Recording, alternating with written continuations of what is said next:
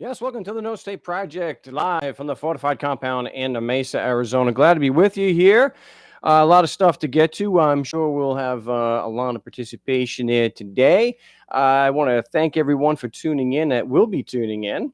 And I will apologize. I will be posting 3 shows today since I have not been able to get the other shows, the previous 2 shows, which considering hey, we got 3 shows in a row. So hey, that's did we get 3 shows in a row? Yeah, I think so.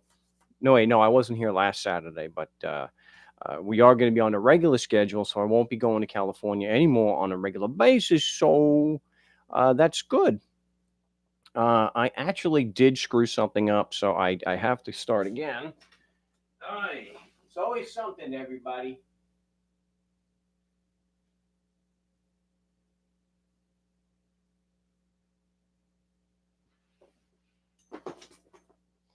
That's the problem with the one-man show. But welcome to the No State Project. It is September 21st.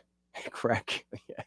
September 21st, 2019. Glad to be with you here. I want to thank everyone for their continued support of the show. If you'd like to be able to help support the show, and it is appreciated, you go to markstevens.net and also markstevens.selz.com. That's Selz, it's L-S-E-L-Z. Yeah, I can spell her. markstevens.selz.com. And it's in the description. You can check that out. You want to join the big show today? It's 218-632-9399. 218-632-9399. The passcode is 2020 with the pound sign. That will get you into the queue.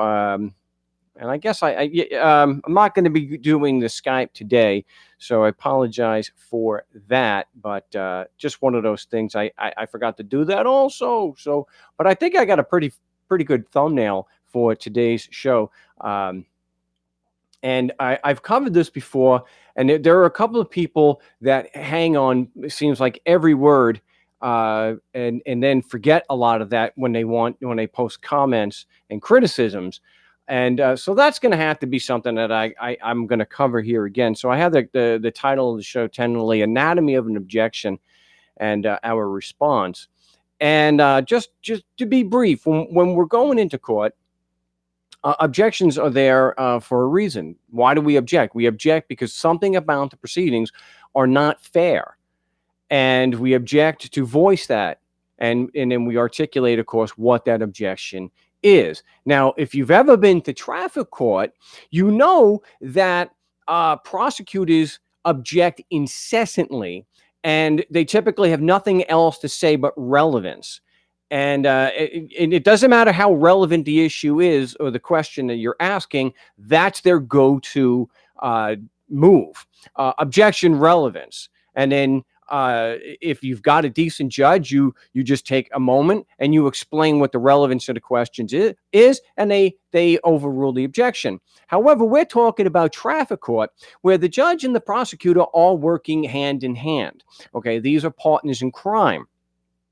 And that's why the judge typically will reflexively deny every single objection we make, and will, as a matter of reflex, rubber stamping, they will grant or sustain every single one of the prosecutor's objections, regardless of the merits. And as we'll go through here in a little bit, even if the objection is completely off point and has nothing to do with what you're asking, the judge, as a matter of procedure, sustains the objection. It does, again, we're talking about traffic or a tax court, tax issues, where the prosecutor can do whatever the hell they want. It doesn't have to be meritorious. It doesn't have to have any merit. It doesn't have to be valid at all. Because when you go into traffic court, when you're dealing with tax cases, especially traffic court, the decision is made in advance. And my proof for that is several things. One, the judge denying every one of our motions and sustaining all of the prosecution's motions and objections, regardless of the merit. The ridiculous explanations, if any, that we get from the judge to try to explain his ruling. So let's say, for example, that the the prosecution has no evidence to support, so there's no prima facie showing on jurisdiction, personal and subject matter. And the judge turning around and saying, oh, that's a trial issue. No, it's a pretrial issue. So because he already has you guilty, he makes these ridiculous, unfair rulings because he has to justify finding you guilty. So that's where I believe my evidence is to show that the judge is working and that with the prosecution and that the decision is made well in advance that you're guilty. Why else, for example, would the judge say things and allow the prosecution to not provide discovery, to actually stand up in court and say they don't have to support the foundational claim of their complaint? They're not going to allow us to make a foundational claim without evidence, and we're not actually asking for that to be done. Well, why is the judge giving this privilege to the prosecution? Why isn't he evenly applying the law? Because they're working together. That's the only logical explanation. Because instead of allowing the facts to dictate the conclusion, they are starting with the conclusion, and they're only going to look at facts that support that conclusion. And if there are facts that contradict the conclusion, you don't let them in. Now, we experience this on a regular basis with taxes, where you can have an audio recording of the agent in question who did an affidavit of good faith. You have contradictory facts to his affidavit. So what do the courts do to aid the IRS? They don't allow your evidence in. And then you've got people on YouTube who try to claim that will, make all sorts of excuses to excuse and to justify why a judge and a trial court judge and an appellate panel will ignore evidence. Oh, well, the CD was improperly admitted. Not even relevant because it was in the pleadings. The agent was quoted in the pleadings. See, got to look at the facts. The facts are what dictate the conclusion when you're dealing with fairness, due process, and logic. But when you go to court, when you're dealing with bureaucrats, they flip it on its head. We have this working conclusion, and everything has to conform, no matter how ridiculous the explanation has to be, because they're not going to pull the money out of it. What are they going to do? They're going to spend a few $1,000s to go up on appeal, to appeal a $200 or a $400 fine. So anyway, that's what we're dealing with when we're there. That's why we're making these objections. And like I said to somebody yesterday, if you are in doubt because things are moving kind of fast, just say the word objection, say it's not fair, so that you stop the process and get some dialogue on it. Because every objection falls under, whatever specific objection it is, it falls under the umbrella of whether it's fair. So that's why I will use that if I need to start the process. Objection, it's not fair. Then the judge may say, well, what's not fair about it? And now I can explain. Well, it's not relevant. There's an improper foundation. It assumes facts not in evidence. The prosecution is leading the witness. Things like that. But understand that unless you have a responsive judge who has some kind of interest in making it look good, so he's going to apply at least some of the rules some of the time. It doesn't matter how on point your objection is. It doesn't matter. Some of these judges, you're just not going to change their mind. They put that robe on and said, Mark is guilty or Bill is guilty. Nothing is going to... Dick Noble is an example of a guy that's going into a traffic proceeding. His mind is already slammed shut. You are guilty. End of discussion. That's it. I'm a fungal with your evidence.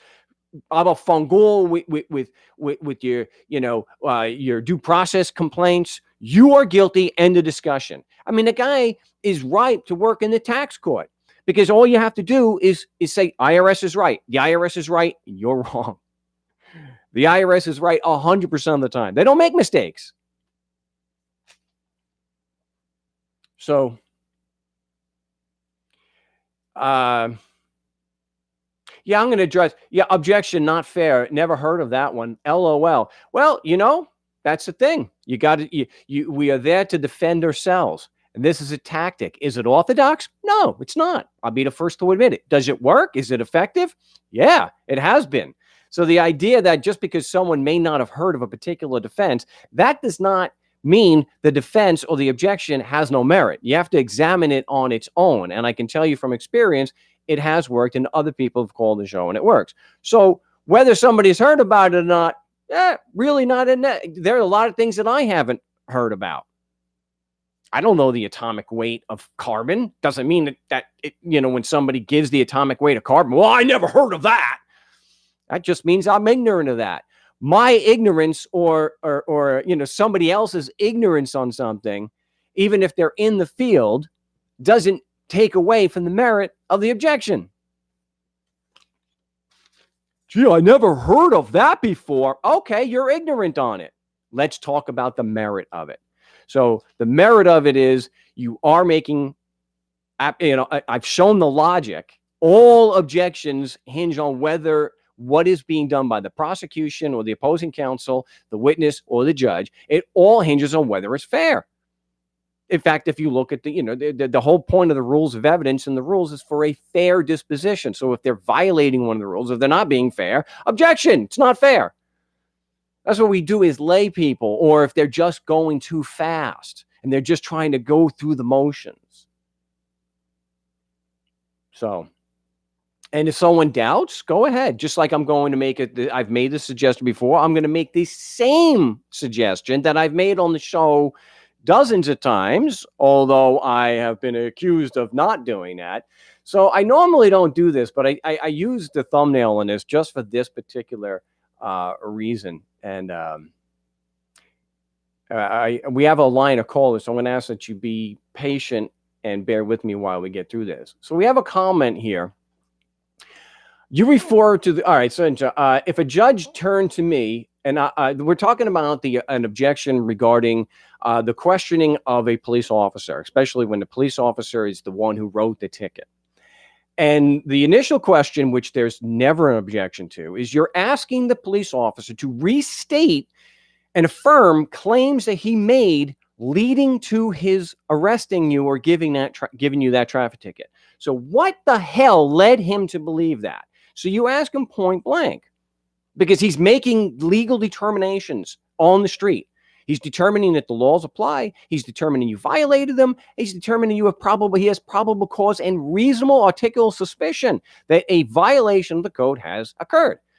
That's what, so we're asking him those questions to bring out on cross-examination that that's what happened, because we want to bring out in cross-examination, is he a credible witness? Is he competent? Now, we've already objected to that and should have objected because he has that personal knowledge of the matters he's testifying to. So we set him up by asking to restate what happened. Did you determine on your own that just because I was physically in Arizona that your constitutional laws apply? And they say, well, yes, that's the way it works. Well, Mark, if you were a liar, you would understand that if you're physically in Arizona, the laws apply. So the cop is just reaffirming the legal determination or the opinion that he formed, the legal opinion that he formed on the street, causing him to interfere in your life. Maybe go through the force continuum and point a gun at you, okay? So then the second question, which is what triggers the objection, is what facts did you rely on to support that claim? That just because I'm physically in Arizona, your constitution applies to me and gives jurisdiction. So the prosecution will make the same objection. And that objection is, objection calls for a legal conclusion. The witness is not competent to testify.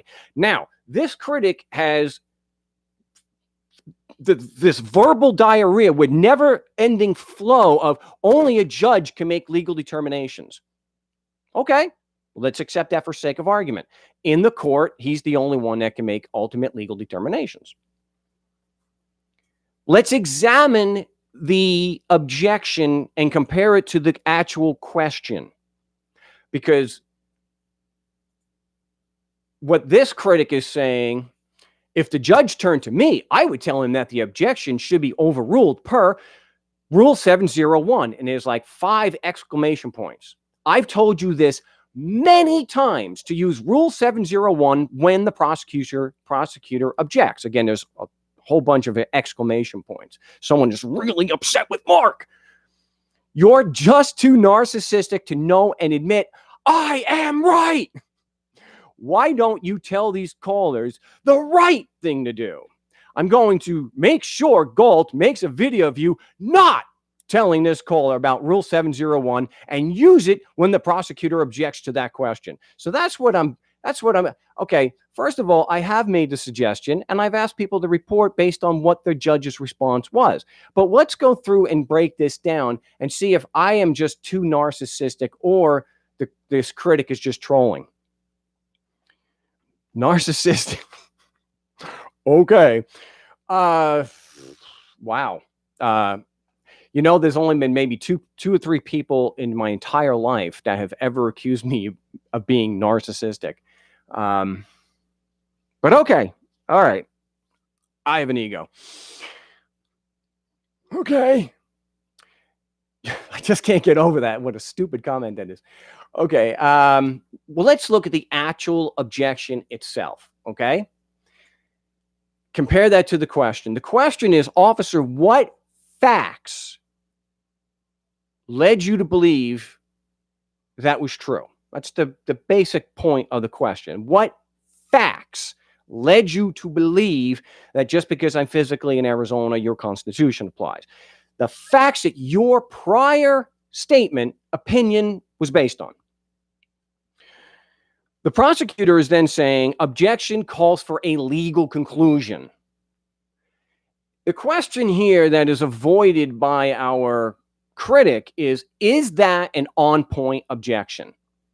Why don't you put it in the, put it in there. Why don't you put your answer in there since you don't call the show? Is that an on-point objection, yes or no? Has the prosecutor made a valid objection to the question? Now, any half-idiot knows the answer is no. The prosecution has not made an on-point objection.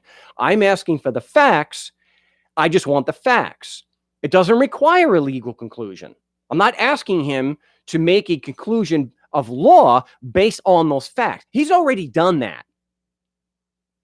He's already done it. Now, let's take a look at Rule 701 and see if this has any application whatsoever to this. Again, anybody is free in this situation, as I've mentioned before.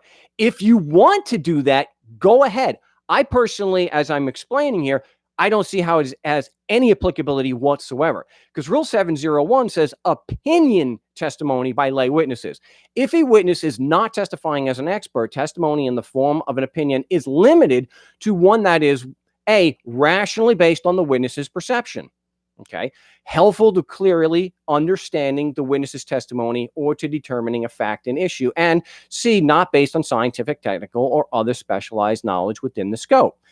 Now this would be something that, if it was applicable, would be applicable to the first question regarding the opinion that he made at the stop. But the second question, I'm not asking him for an opinion. I'm asking him for the facts. So first, the prosecution is not making an on-point objection because I'm asking for facts. Him saying it requires a legal conclusion is completely off point.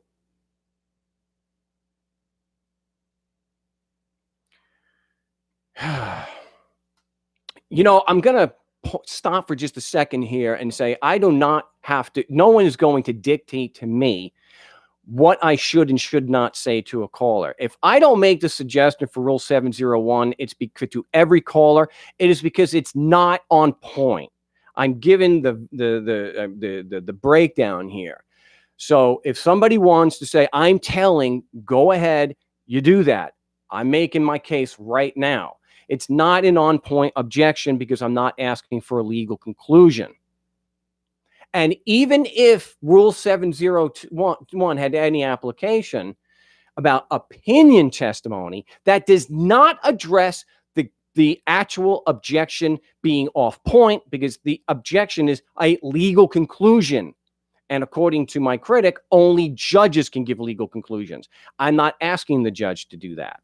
I'm asking the witness to do that. So I'm going to be straightforward and honest with callers, and I'm not going to give advice or make suggestions that what I would not do, that are not based in fact and logic. And Rule 701 does not address an off-point objection.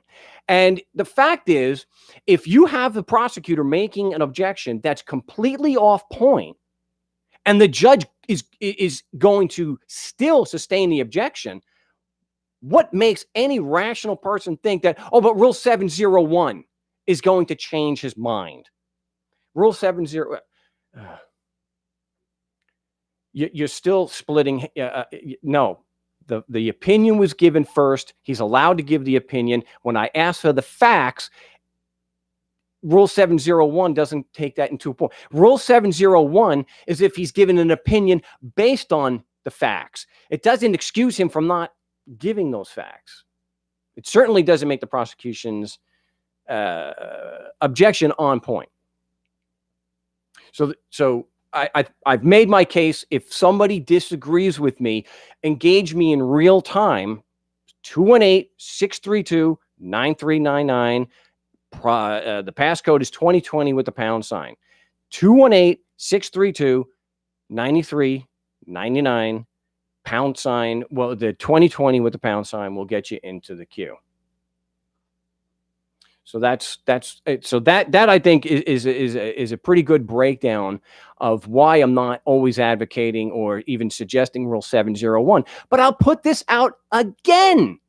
If you think that Rule 701 can help in that situation and maybe reverse the objection, the sustaining of the objection by the trial judge, or when you're on appeal, you think that has any merit that will change the mind of a judge on an appellate panel, go right ahead and as an adult, make up your own mind and do that. Don't do it because I have read it on the air. Do it because you see the merit to that. Or as an activist, you just want to see how the judge is going to respond. So the prosecution screams, objection, calls for legal conclusion, and the judge doesn't immediately sustain that. You point out it's an off-point objection. I didn't ask for a legal conclusion. Oh, and Rule 701 allows him to give his opinion testimony anyway, even though that's not what I'm asking for. So I'll be accused. That's what they do. But since I thought it was important enough to cover the ground again, I did it. But there you go. Again, you make up your own mind based on the merit that you have evaluated for yourself.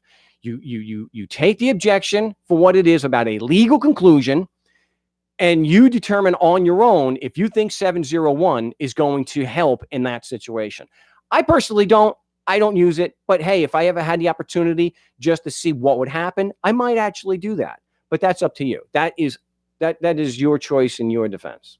So I'm sure I'll still be pissed on for that, but whatever. It comes with the territory. Again, 218-632-9399. Just call the damn show. Stop bitching and pissing and whining and complaining about my show when you could just call and we'll hash it out live on the air. And if somebody is a critic who doesn't want to do it live on the air because I'm such a bad guy, I'm willing to go on another show. You set up another live-only broadcast, and I'll meet you any day but Sunday. But we'll get to the callers. I've made the point. Someone has a counter argument. It's 218-632-9399. The passcode is 2020 with that there pound sign. So we'll go to a new caller. I think it's Texas. Area code 972. You're live on the No State Project. What's your name? Where you calling from? This is not. Hello. Hey, area code 972. What's your name? Where you calling from? This is Ed Fife from Iowa. What was your name? Edward Fife Ed from Iowa. All right. Well, what can I do for you today, Ed?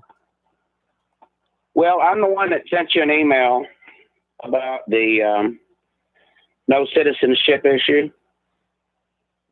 I'm sorry, it's a little difficult to hear. Say that again. Huh? You sent me an email about what? About the no citizenship issue. Okay. Yeah, and I was calling in to explain how there was citizens. Oh, okay, that's right. I know who you are. But yeah, and so the issue that you were just working with,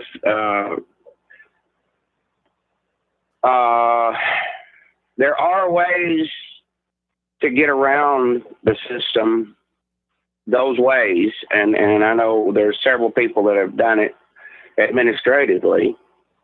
However, it's harder to do if you have your well, let me put it this way. The problem we have with our legal system is that there is an assumption that is made that's unspoken, and there's a reason why it's happened. And and you notice they move forward with great justification. You wonder why in the world they think they have such justification to run over you, when our Constitution clearly says that we have all these rights. You know, they come at you and you come in as guilty, and you got to prove yourself innocent. Yeah, but let's kind of focus. Let's get a little focus. It's not clear. It's not actually clear yet what you're talking about. What you wanted to do was present evidence to show that there actually was citizenship, correct? Yeah. Yes. And that's what I'm getting to. All right. You know, the statement by, like, for example, the statement by Thomas Jefferson, when he said, "In questions of power, let no more be heard of confidence in man, but bind him down from mischief by the chains of the Constitution." And you wonder, well, if that's the way it is, that man is bound down by the law, then why is it that they are lawless? That's the question. Well, because their Constitution was the Constitution, though there were some good principles in there, like due process and fairness. Okay, and facing your accuser, was just public relations. So let's get into your actual facts to show that there are citizens. All right. Now, but before we do that, just give me one. Wait. Let me tell you the reason for that, so you'll understand where we're going. Okay, but just for the listeners, wait, just one moment. Just I got to put you on mute for just a second. Just for the listeners' sake, and for people that are hearing this, maybe even for the first time, remember that my evidence that there is no citizenship, and this is, I'll be very brief, is the fact that they what we call government is just men and women forcing strangers to give them money, and that is criminal. Even, I don't go so forth in a lay sense. Okay. So it is criminal. It's immoral. It's unethical. It does not create obligations of allegiance and protection. And because the only thing that makes somebody a citizen is membership in a body politic, owing a duty of allegiance in return for a duty of protection, that those are reciprocal obligations. And because those reciprocal obligations were never created, there is no body politic, there is no citizenship, there are no citizens, and there is no state. So the evidence that you are providing has to counter that evidence, which we can all independently verify. So, right. So what do you got? Since 1861, you know that at the Civil War, that the states, all the states, were forced at the point of the bayonet to change their constitution. And they called them, read this in an 1891 debate with Congress, where they talked about all this. And they said that the constitutions that we operate under today are called Reconstruction constitutions. And the original statehood constitutions are still viable, they haven't been thrown away. They were not repealed, and they were not. They just were. I guess you might say suspended. That's that's really going a little too far. But they were suspended by these Reconstruction constitutions only because states began to operate under them.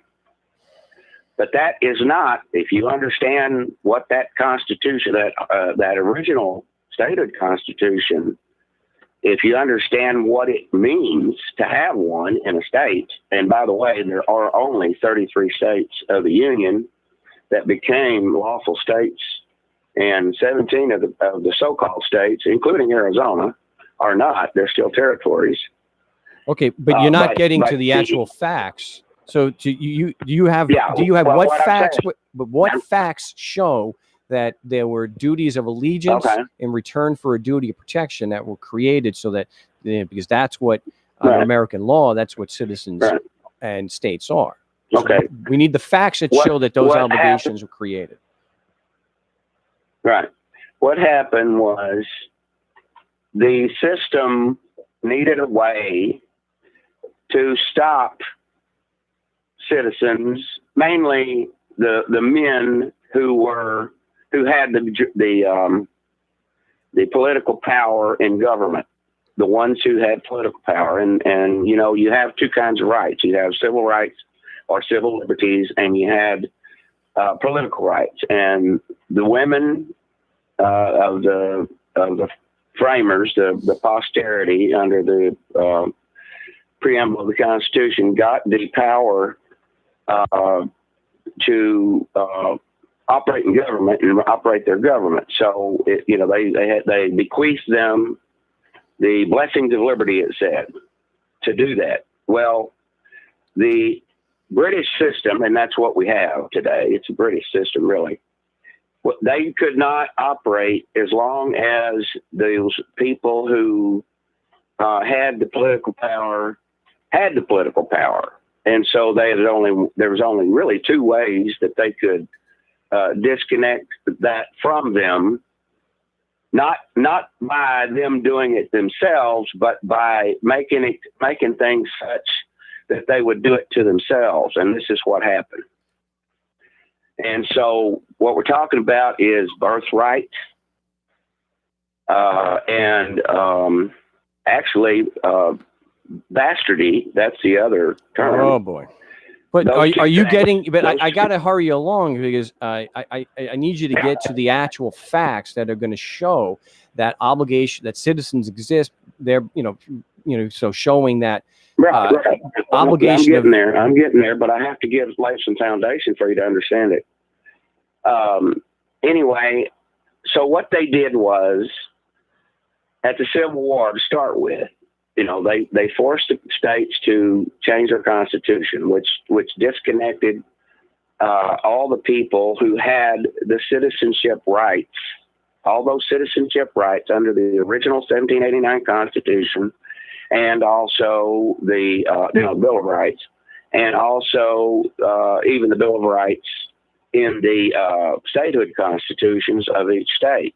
Okay, so they disconnected them from it by causing them through a process over time to go through the wrong citizenship process.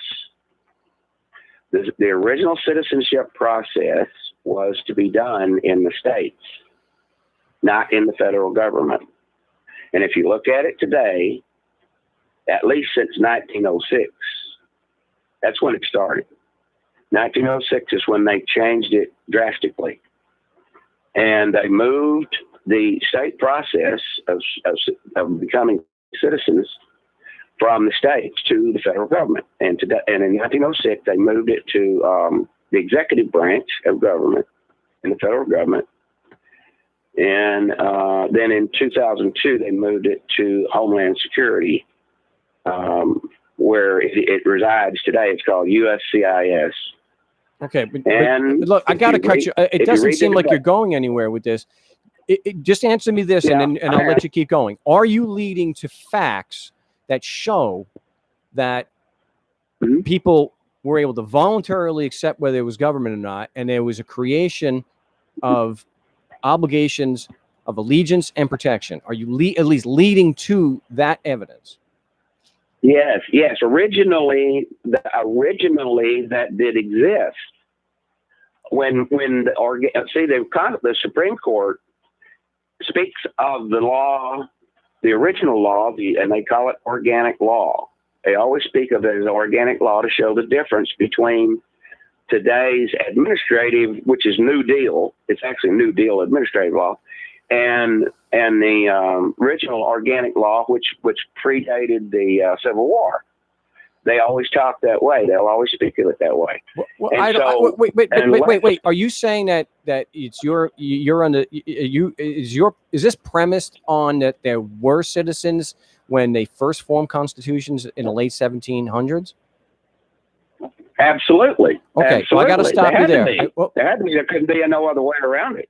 Well, the thing is, the facts that I've presented are as applicable today as they were then, because back then nobody was given a choice as to whether there was government or not. They just did it, and they started forcing people to support them by taking their estates and putting them in jail, or killing them in the process.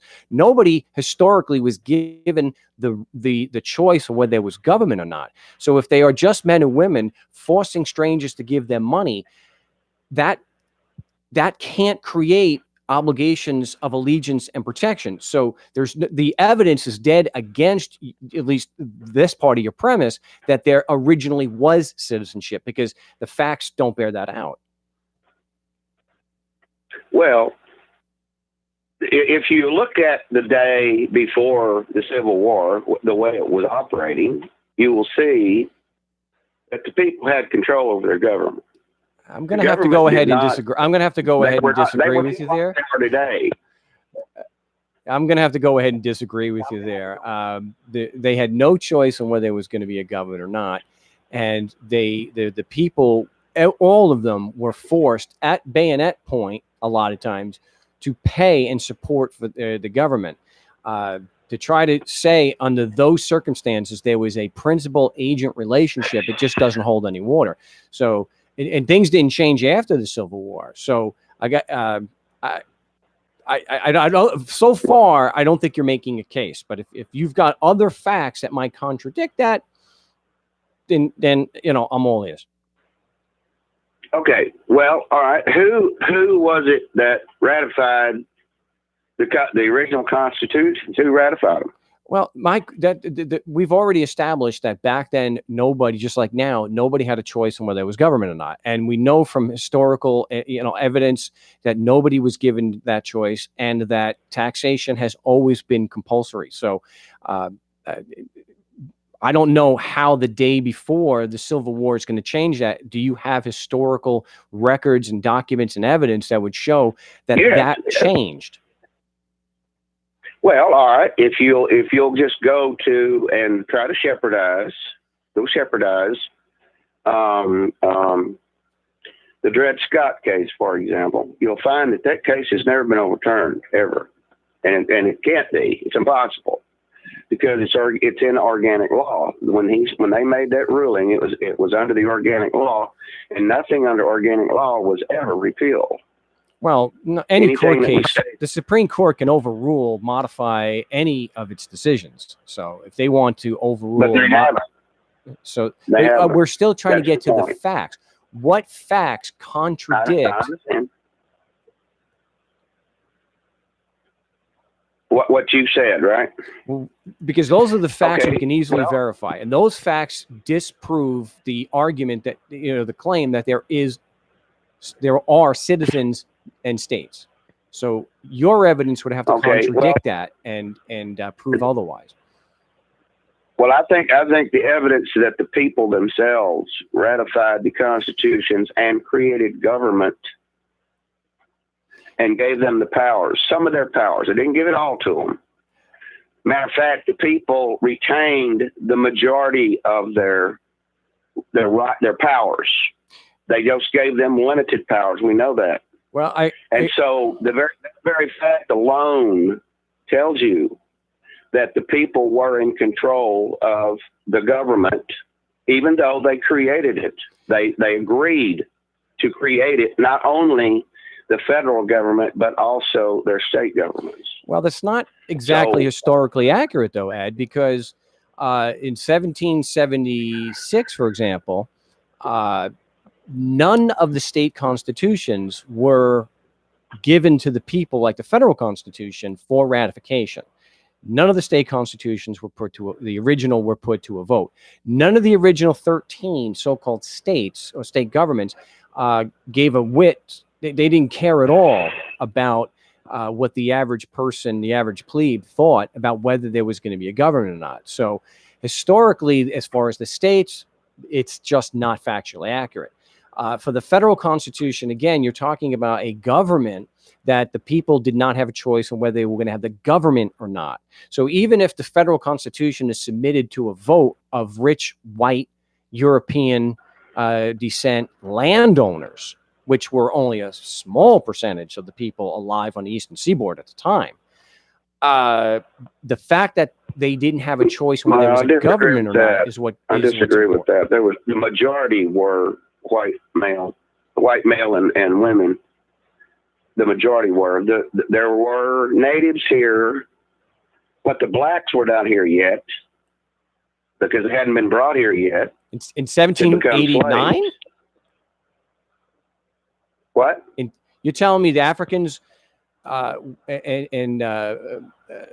the African, those from Africa, that they were not on the Eastern Seaboard in 1788 and 89? There might have been a few that the people themselves brought over. I don't know. I don't believe that there were many. There weren't many. See, I got to disagree with you there too, because there were so many, and it was such a common. It was so prevalent that they put in their sacred writ that you could not pass any laws affecting the institution of slavery for something like 30 or 40 years. I forget exactly what it was. So, and women were not allowed to vote, period. End of discussion. That's historical fact. That's not up for dispute. It wasn't to vote. Well, hold on a second. Hold on. I got to just finish this thought. So just hold on, Ed. Not every white adult male was able to vote. Only landowners were able to vote. So the average man who didn't own land could not vote. So it's not historically accurate to say that most people or even most white people voted, because half the white people couldn't vote at all. And the rest, only landowners could vote. So, and then you had poll taxes where that kept out, even if there wasn't a land requirement, the poll taxes kept the poor out.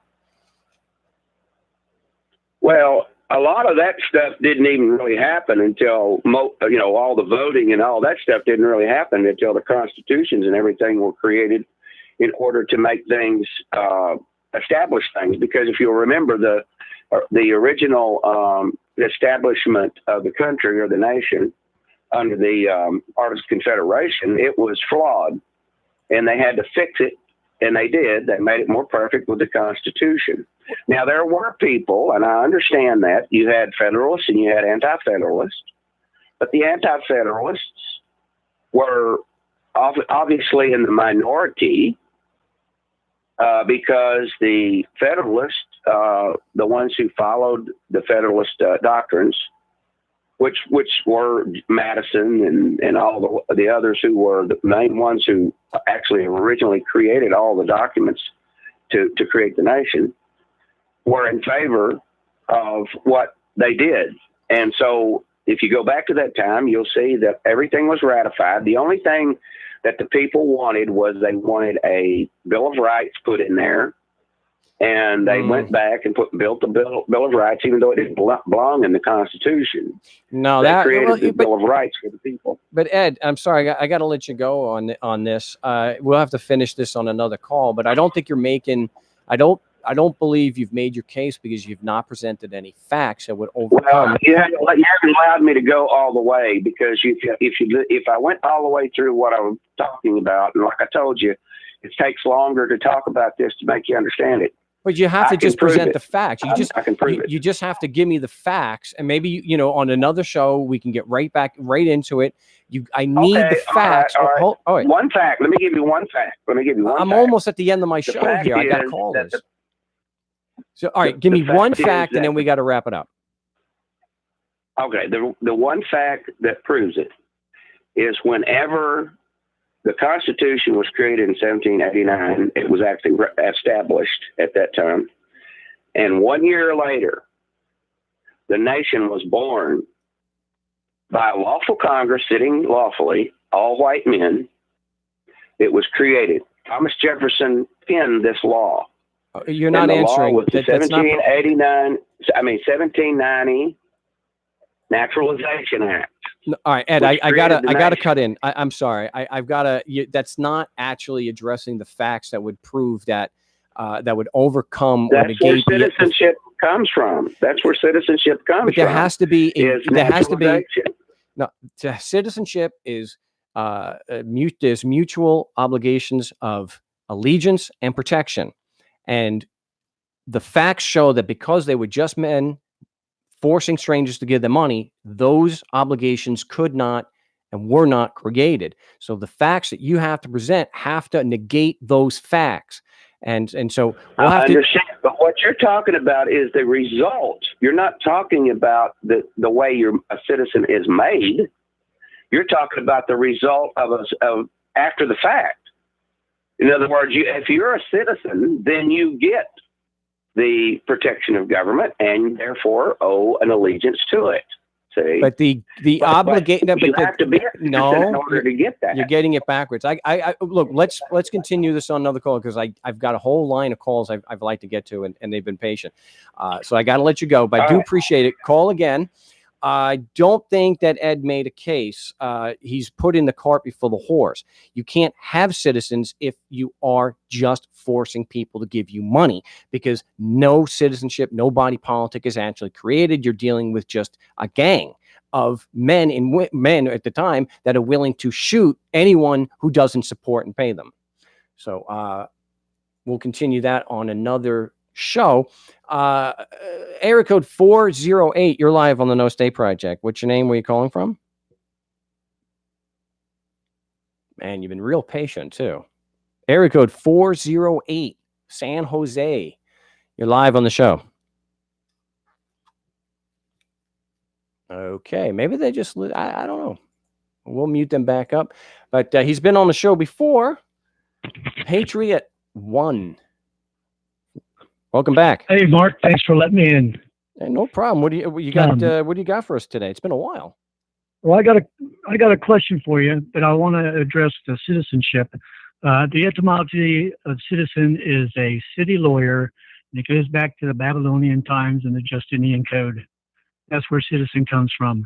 As far as the United States is concerned, they coined the term citizen in the 14th Amendment, and the 14th Amendment describes a process of how to become a citizen. It tells how all the representatives and things are elected. They are the citizens. The people are not. And I'm going to let it go at that. Whoa, my question for you is... Say that again real quick. The 14th Amendment, U.S. citizen, is a coined term created by Congress for the 14th Amendment. And it goes on to describe how a U.S. citizen is born or naturalized. They're elected. It goes on and on. The senators, the representatives, it tells how it's done. And that's what a U.S. citizen is. It's not a man or woman. It's a government agent. I'm going to let it go at that. Okay, I've never heard that before, but okay. I can't say I necessarily agree with that. Well, it's just a conjured thing. It's not a real thing. There's no such thing as a citizen. Well, sure, that I agree with. But my question is, you were talking about what facts do you rely on to prove it's true, and I want to take it to the officer when a person would ask him the question in court is, are you stating on the record that I was in the state of Tennessee when I committed the offense? And the officer would say yes.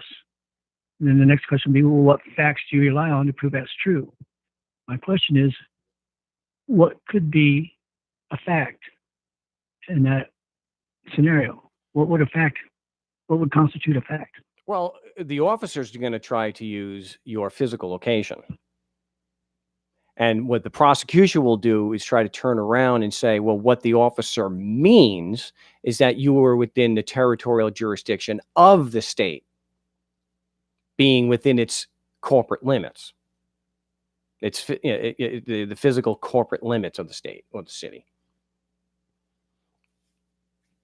But the question remains, what facts do you rely on that prove that it's true? Well, yeah, what facts prove that just because I'm physically here in Arizona, that a written instrument from 1910 called the Constitution applies to me and creates obligations on me?